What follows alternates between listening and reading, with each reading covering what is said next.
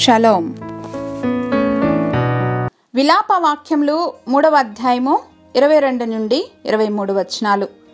Lamentations chapter 3 versus 22 to 23. యెహోవా కృపగలవాడు, ఆయన వాత్సల్యత ఎడతెగక నిల్చున్నది కనుక మనము నిర్మూలము కాకున్న వారము. అనుదినము నూతనముగా ఆయనకు వాత్సల్యత పుట్టుచున్నది, నీవు ఎంతైనా నమ్మదగిన వాడవు. Because of the Lord's great love, we are not consumed, for his compassion never fail.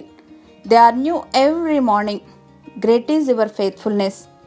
ప్రతిరోజు ఒకలాంటి రొటీన్ లైఫ్ స్టైల్కి అలవాటు పడిపోయి ఉంటారు చాలామంది. ఉదయాన్నే లేవటం, ప్రార్థన, బైబిల్ రీడింగ్, దెన్ జాబ్స్ నిమిత్తం బయటికి వెళ్ళటం. నెమ్మదిగా ఇది ఒక యాంత్రికంగా జరిగిపోతూ ఉంటుంది. పెద్దగా ఎఫర్ట్స్ పెట్టాల్సినటువంటి అవసరం ఉండదు.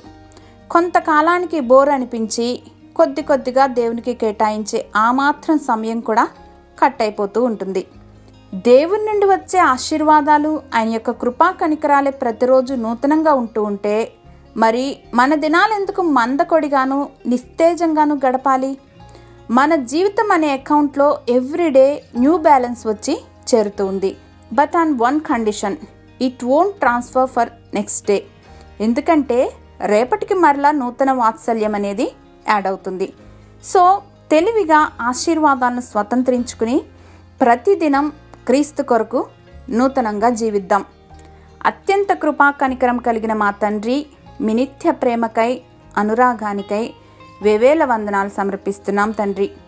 మీరు అనుగ్రహించిన ఈ నూతన దినమును బట్టి ఆనందించి సంతోషించులాగున కృపను అనుగ్రహించమని యేసు నామంలో ప్రార్థించి పొందుకొని మా ప్రియ పరలోకపు తండ్రి, ఆమేన్.